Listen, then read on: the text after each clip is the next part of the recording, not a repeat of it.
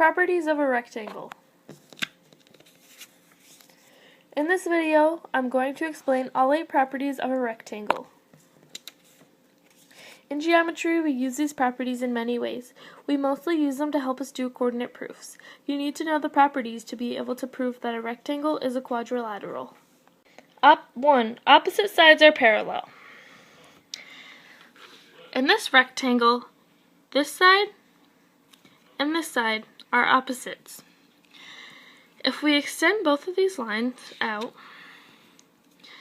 in here, this line would be y equals 4, and this line would be y equals 1. Now we could do that with the other side. If we extend these two lines and these two lines, this one would be x equals 6, and this one would be x equals 2. So therefore, these two lines are parallel because they're both y equals, and these two lines are parallel because they're both x equals. Number 2, opposite angles are congruent. In this rectangle, we have this angle right here and this angle right here. They're both congruent because this one right here is 90 degrees. And this one up here is 90 degrees too. So they're congruent because they're both 90. The same with these two. This one up here is 90 degrees. And this one down here is 90 degrees. Number 3, opposite sides are congruent. In this rectangle, this side right here is the opposite of this side right here. They're both congruent because their distance is 1, 2, and this side is 1, 2. So they're congruent. On the other hand, this side and this side are congruent because this side is 1, 2, 3, 4, 5, and this side over here is 1, 2, 3, 4, 5. A diagonal divides a rectangle into 2 congruent triangles. Here we have a rectangle with a diagonal line drawn through the middle. So we're going to prove that these 2 triangles are congruent. So here I have drawn 2 little half boxes because I know that both of these angles are 90 degrees. So I know I can use Pythagorean theorem. And since this side is the hypotenuse, this side is C. So down here, I can do a squared plus b squared equals c squared. And then I can do 7 squared plus 3 squared equals c squared. 49 plus 9 equals c squared. 58 equals c squared. Take the so radical 58 equals c. Now we could do the same side over here. A squared plus b squared equals c squared. 3 squared plus 7 squared equals c squared. 9 squared plus 49, or not squared, equals c squared. 58 equals c squared. Take that. So radical 58 equals c. So now we know that both of these are equal, so we know that each triangle will be the same and will be congruent. Number 5, consecutive angles are supplementary. On this rectangle, it's just a plain old rectangle, I know a few things about it. I know that this angle is 90 degrees.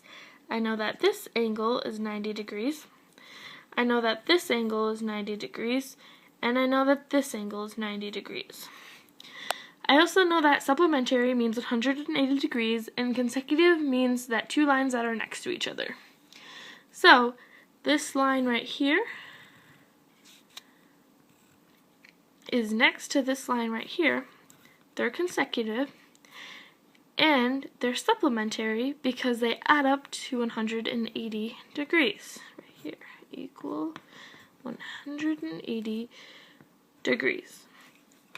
I also know that these two sides are consecutive because they're next to each other, and I know that they're supplementary because they both add up to 180 degrees too. So I know that the consecutive angles are supplementary. Number 6, the diagonals bisect each other. Here in this rectangle, I'm going to divide the rectangle in half, the diagonal way.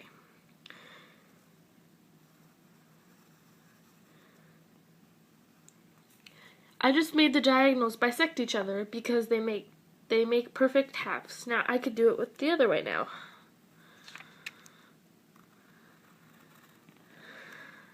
There.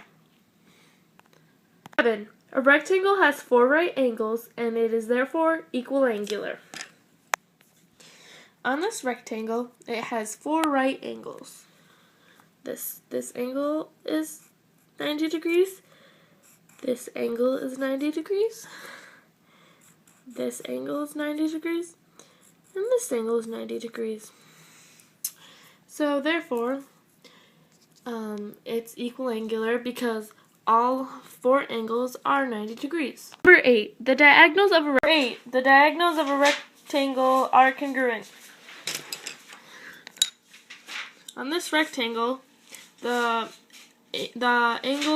diagonal angles and the diagonal sides are both congruent because this side, or this angle and this angle are both 90 degrees, and this angle and this angle are both 90 degrees. And the sides, this side is 1, 2, 3, 4 units, and its opposite side is 1, 2, 3, 4 units. These two opposite sides, this one is 1, 2, 3, 4, 5 units, and its opposite is 1, 2, 3, 4, 5 units. So therefore, the diagonals, both angles and sides, are congruent. Examples. Polly said that if one angle of a parallelogram is not a right angle, then the parallelogram is not a rectangle. Do you agree with Polly? Explain why or why not.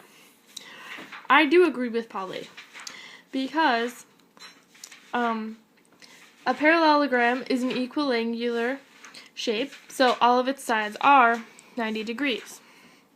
Now I will show you an example of a rectangle that does not have all 4 sides that are 90 degrees.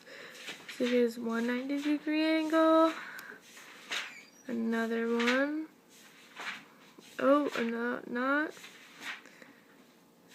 maybe like this. That does not look like a rectangle. This,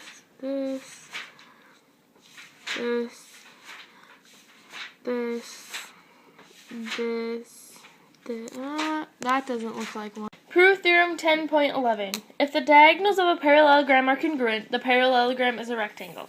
So if you remember from the properties, one of the properties was the diagonals of a rectangle are congruent. And I said that it could either be the angles or the sides.